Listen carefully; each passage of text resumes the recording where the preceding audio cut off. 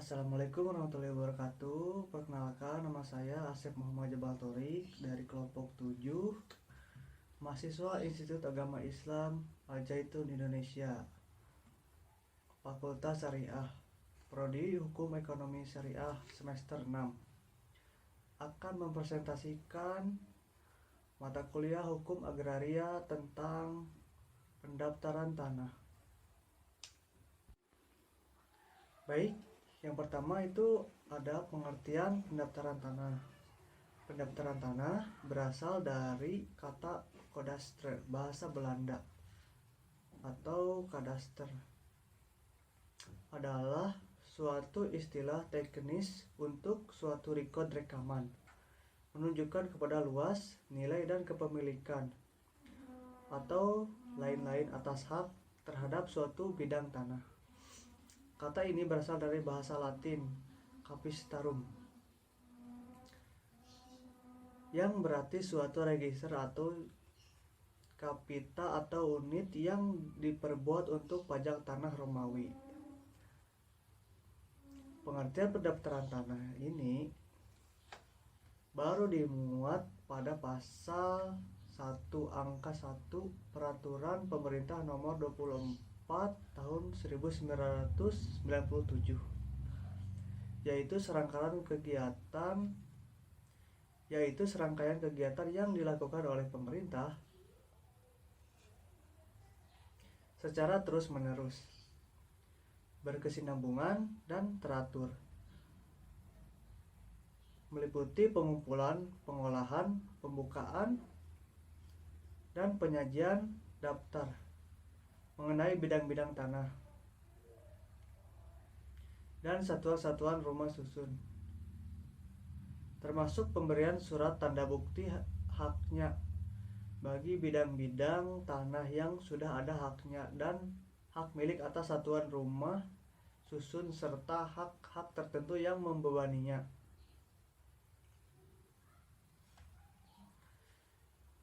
Poin yang kedua, tujuan pendaftaran tanah.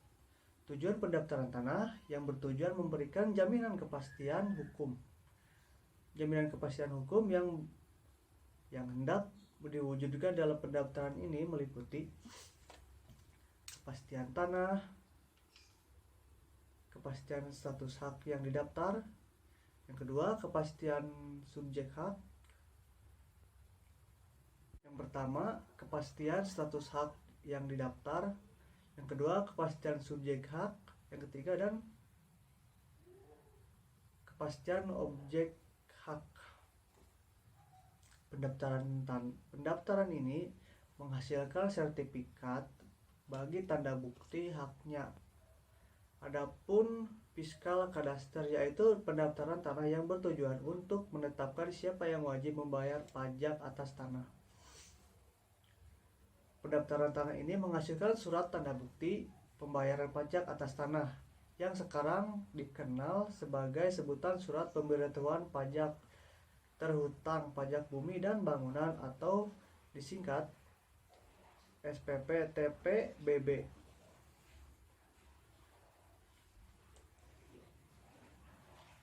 Selanjutnya, fungsi pendaftaran tanah.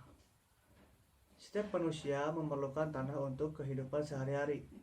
Bahkan pada saat mati pun manusia masih memerlukan tanah.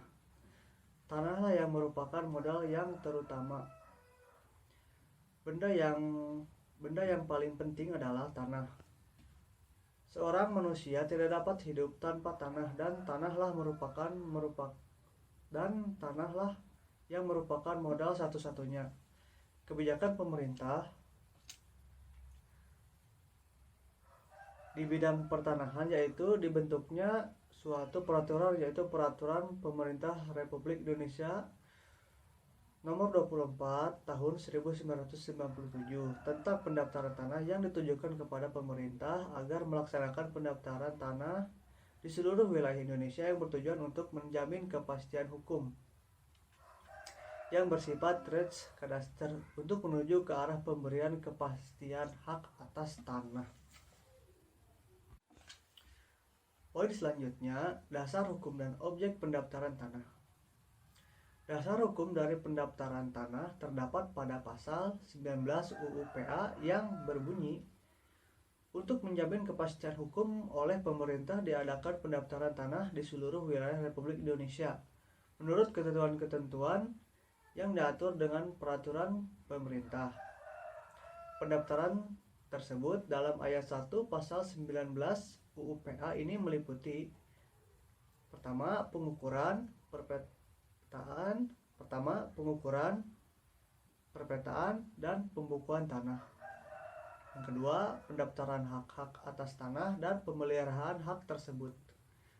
Ketiga, pemberian surat-surat tanda bukti hak yang berlaku sebagai alat pembuktian yang kuat. Selanjutnya, objek pendaftaran tanah. Objek pendaftaran tanah dalam kegiatan pendaftaran tanah tidak semua bidang-bidang tanah menjadi objek pendaftaran tanah. Hanya objek tertentu yang telah ditentukan oleh undang-undang. Pengaturan terhadap objek pendaftaran tanah diatur lebih lanjut dalam pasal 9 Peraturan Pemerintah Nomor 19 Tahun 1997 tentang pendaftaran tanah, yaitu sebagai berikut. 1. Bidang-bidang tanah yang dipunyai dengan hak milik, hak guna usaha, hak guna bangunan, dan hak pakai. Yang kedua, tanah hak pengelolaan. Ketiga, tanah wakaf. Yang keempat, tanah milik, hak milik atas satuan rumah susun. Yang kelima, hak tanggungan. Dan yang keenam, tanah negara.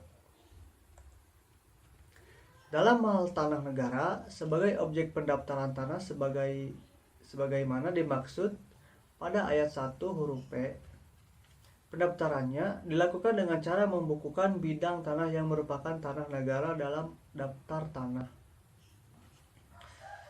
Ketentuan pasal 99 tersebut dapat diketahui macam-macam objek pendaftaran tanah meliputi tanah dengan status hak milik, hak guna usaha, hak bangunan, hak pakai, hak tanggungan, dan tanah negara. Sedangkan pendaftaran tanah yang objeknya bidang tanah yang berstatus tanah negara dilakukan dengan mencatatnya dalam daftar tanah dan tidak ditertibkan sertifikat.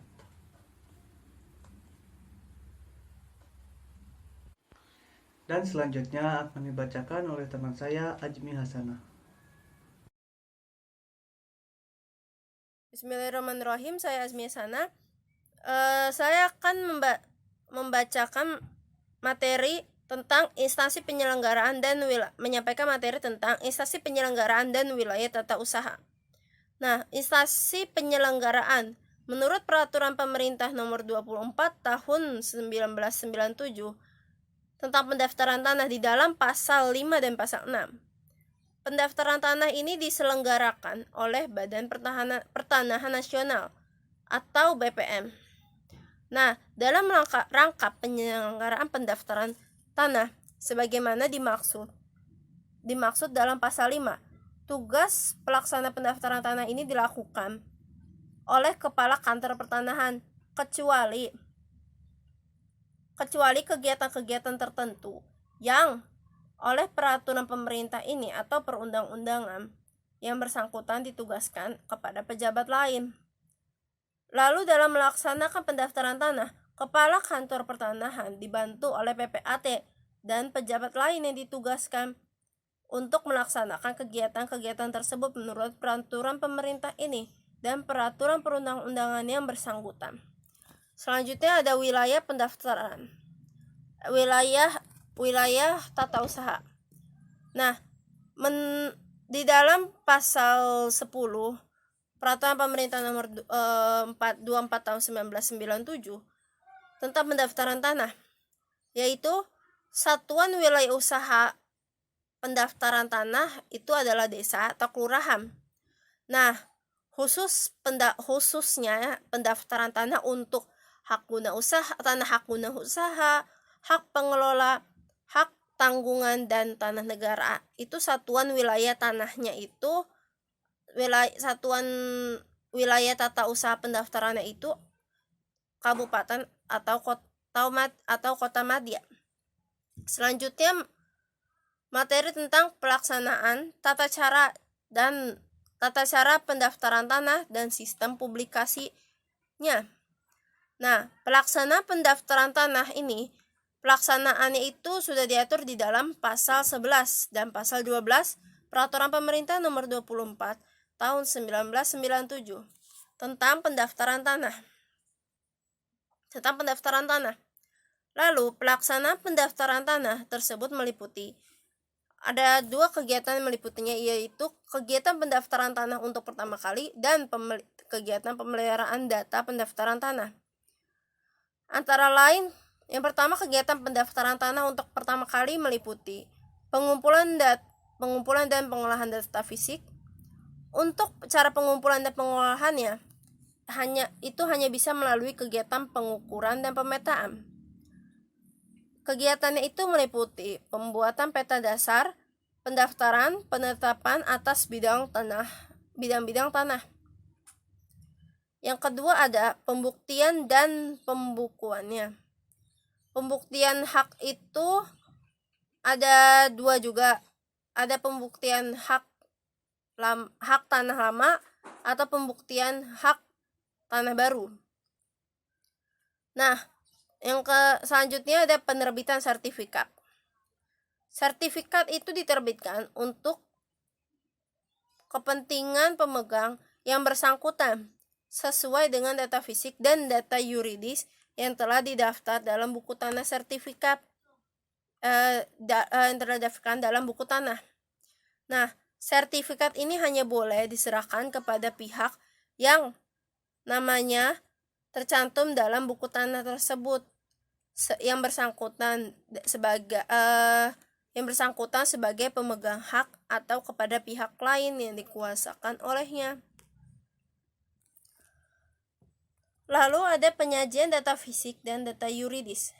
Nah, dalam rangka penyajian data fisik dan data yuridis, Kantor Pertanahan menyelenggarakan tata usaha pendaftaran tanah dalam daftar umum yang terdiri dari peta pendaftaran tanah, daftar tanah, surat ukur buku tanah, dan daftar nama.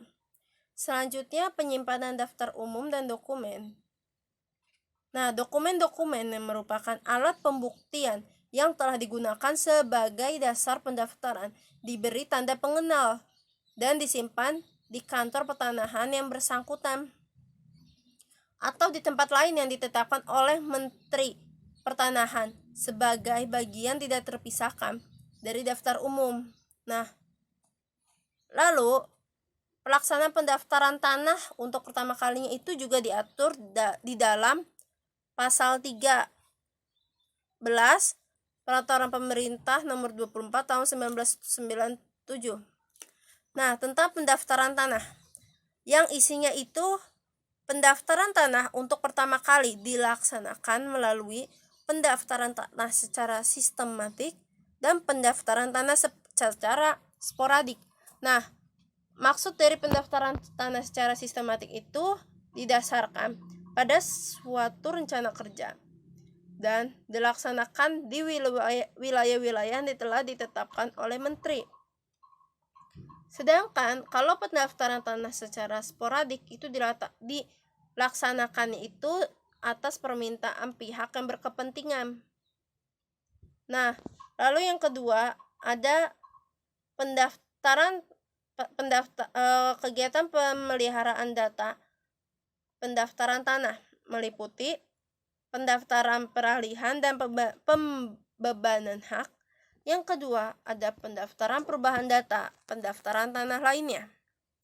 Nah, pemeliharaan data pendaftaran tanah ini itu bisa dilakukan apabila terjadi perubahan data fisik atau data yuridis objek pendaftaran tanah yang telah terdaftar. Lalu pemegang hak yang bersangkutan itu wajib mendaftarkan kembali perubahan objek pendaftaran tanah itu kepada Kantor Pertanahan. Lalu materi selanjutnya ada tata cara pendaftaran tanah. Nah, Tata cara pendaftaran tanah ini ada dua, yaitu tata cara pendaftaran tanah hak milik dan tata cara pendaftaran tanah girik. Nah, sebelum kita mengurus yang pertama ada tata cara pendaftaran tanah untuk tanah hak milik. Itu sebelum kita mengurus pendaftaran tanah, itu kita harus mempersiapkan atau melengkapi dokumen-dokumen yang disesuaikan dengan asal asal tanah tersebut, yaitu yang pertama adalah sertifikat asli hak guna bangunan, yang kedua ada fotokopi izin mendirikan bangunan, yang ketiga ada identitas diri kita sendiri, yaitu berupa KTP dan kartu keluarga atau KK. Yang keempat ada SPPT PBB. Yang keempat yaitu surat pernyataan kepemilikan lahan. Nah, tata caranya itu yang pertama adalah mengunjungi kantor BPN. Nah, sebelum kita mengunjungi kantor BPN, kita harus melihat lokasi kantor BPN tersebut harus disesuaikan dengan tanah yang kita miliki, wilayah di mana tanah kita itu berada. Lalu saat kita berada di BPN, kita harus membeli formulir pendaftaran yang telah tersediakan di kantor tersebut. Di sana itu kita juga akan diberikan map dengan warna biru dan kuning. Nah, kemudian kita haruslah membuat janji kepada petugas BPN untuk mengukur tanah kita. Yang kedua adalah penerbitan sertifikat tanah hak milik. Nah, setelah tanah kita diukur, kita itu akan mendapatkan surat ukur tanah. Serahkan surat tersebut itu untuk melengkapi dokumen-dokumen yang telah kita siapkan sebelumnya. Nah, setelah itu kita hanya tinggal menunggu sampai dikeluarkannya surat keputusan. Nah, kemudian kita akan dibebankan bea perolehan hak atas tanah sembari atau sambil kita menunggu sertifikat tanah kita itu terbit. Nah, biasanya lama waktu penerbitan ini kurang lebih setengah hingga 1 tahun lamanya. Jadi kita itu dianjurkan untuk memfollow up atau mengikuti terus informasi tentang status penerbitan sertifikat kita kepada petugas BPN. Lalu yang kedua itu mengurus tanah untuk tanah girik. Nah, tanah girik ini itu tuh biasanya bisa juga termasuknya itu tanah warisan, tanah girik. Nah, itu salah satu aset yang sangat perlu kita lindungi. Nah, untuk itu semua tanah yang belum bersertifikat seperti tanah girik ini, itu kita sangat perlu mendaftarkan konversi haknya itu ke kantor pertanahan setempat. Hal ini diatur dalam Undang-Undang Nomor 5 Tahun 1960 atau Undang-Undang Pokok Agraria. Nah, sebelum mengurus tanah girik, ada beberapa dokumen yang perlu kita lengkapi dan disesuaikan. Yang pertama itu ada akta jual beli tanah. Yang kedua ada fotokopi KTP dan KK. Yang ketiga ada fotokopi girik yang kita miliki.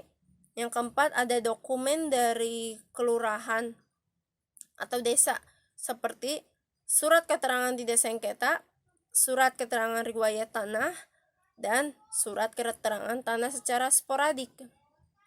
Nah, lalu untuk mengurus tanah girik ini ada 2 tahapan. Pengurusan sertifikatnya itu yaitu tahap pertama itu kita harus mengurus di kantor kelurahan, dan yang kedua itu kita mengurus di kantor pertanahan. Nah, yang pertama mengurus di kelurahan setempat. Nah, ada beberapa hal nih yang kita perlu ketahui untuk melalui tahap pengurusan sertifikat tanah girik ini. Nah, adapun hal-hal yang perlu dirapikan itu kan surat keterangan tidak sengketa. Nah, kita perlu memastikan bahwa tanah yang kita miliki tersebut atau kita urus itu bukan merupakan tanah sengketa. Hal ini maksudnya itu merujuk kepada pemohon sebagai pemilik sah. Maksudnya pemohon itu kita yang mengajukan, yang mengurus sebagai pemilik yang sah. Nah, sebagai buktinya dalam surat keterangan tidak sengketa itu tidak sengketa perlu mencantumkan sebagai buktinya dalam surat keterangan tidak sengketa itu kita perlu mencantumkan tanda tangan saksi-saksi yang dapat dipercaya. Nah, saksi-saksi tersebut itu adalah pejabat RT atau RW setempat. Nah, hal tersebut kenapa? Karena mereka itu tokoh masyarakat yang mengetahui sejarah penguasaan tanah yang ingin kita ajukan, yang ingin kita daftarkan. Nah, namun jika di wilayah setempat itu tidak ada RT atau RW, itu kita bisa mendapatkan saksi dari tokoh adat setempat atau sesepuh gitu semacamnya. Lalu yang kedua, surat keterangan riwayat tanah. Nah, berikutnya itu kita juga harus membuat surat keterangan riwayat tanah. Nah, fungsinya adalah untuk menerangkan secara tertulis surat penguasaan tanah kita, awal mulanya tanah tersebut. Yang ketiga adalah surat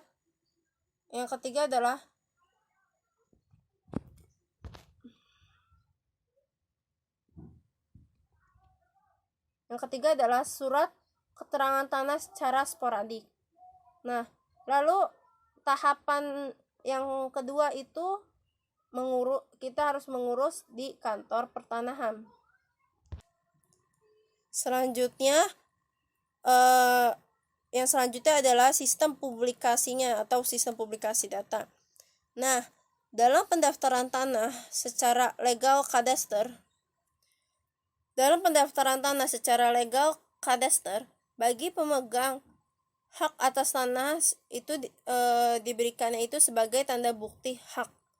Nah, dengan itu ia dapat dengan mudah membuktikan bahwa dialah yang berhak atas tanah yang bersangkutan. Nah, data yang tersedia di kantor pendaftaran tanah setempat yang mempunyai sifat terbuka bagi umum.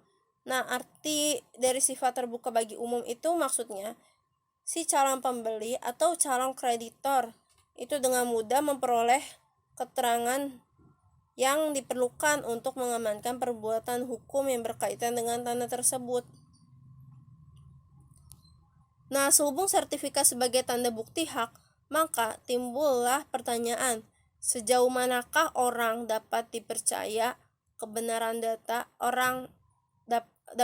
dapat mempercayai kebenaran data yang disajikan dalam sertifikat tersebut. Dalam hal ini perlu dipahami sistem publikasi yang dimanfaatkan oleh suatu pemerintahan dalam pencatatan data saat pendaftaran dilakukan. Sistem publikasi datanya itu ada dua, yaitu sistem publikasi positif dan sistem publikasi negatif. Yang pertama sistem publikasi positif. Sistem publikasi positif itu selalu menggunakan sistem pendaftaran hak, sehingga selalu ada register atau buku tanah sebagai wadah untuk menyimpan dan penyajian data yuridis serta sertifikat sebagai tanda bukti haknya. Menurut Budi Harsono, ia mengatakan bahwa pendaftaran atau pencatatan nama seseorang di dalam buku tanah adalah sebagai hak dan menjadikan orang itu berhak atas tanah yang bersangkutan, bukan perbuatan hukum pemindahan hak yang dilakukan. Pernyataan tersebut itu merupakan dasar falsafah yang melandasi sistem Torrens, kemudian yang menggunakan sistem publikasi positif tersebut. Nah, dalam sistem ini, data atau keterangan yang disajikan itu pemerintah menjamin kebenarannya. Nah, jika orang yang melakukan perbuatan hukum berdasarkan data itu ternyata tidak benar, maka ia mendapatkan perlindungan hukum, yang artinya perbuatannya itu sah menurut hukum. Menjamin dalam hal ini artinya adalah dalam hubungannya dengan pihak ketiga. Bukanlah berarti yang dijamin dalam hubungannya yang berarti dia itu bisa dijamin hubungannya tidak dalam hubungannya dengan pihak-pihak yang berjanji. Lalu yang kedua ada sistem publikasi negatif. Nah, di dalam sistem publikasi negatif ini bukan pendaftaran tetapi sahnya perbuatan hukum yang dijadikan untuk menentukan berpindahnya hak kepada pembeli. Nah, pendaftaran tidak membuat orang yang memperoleh tanah dari pihak yang tidak berhak menjadi pemegang haknya yang baru menurut Budi Harsono. Nah, dalam sistem ini berlaku yaitu asas nemo plus iuris. Berasal dari hukum Romawi yang selengkapnya nemo plus iuris ini yaitu alium transperet potes quam ipse habet, yang artinya orang tidak dapat menyerahkan atau memindahkan hak melebihi apa yang ia punya sendiri. Berdasarkan data yang disajikan dalam pendaftaran dengan sistem publikasi negatif ini tidak boleh dipercaya begitu saja kebenarannya. Artinya negara tidak menjamin kebenaran data yang disajikan dalam sistem publikasi negatif. Nah, kekeliruan atau kesalahan dalam sistem manapun ini bisa terjadi dan hal itu senantiasa dapat dibetulkan. Oleh karena itu, bila sistem pendaftaran hak maka sistem publikasinya negatif. Itu sebabnya sertifikat sebagai alat bukti yang kuat atau alat bukti yang mutlak. Sekian presentasi yang saya sampaikan tersebut.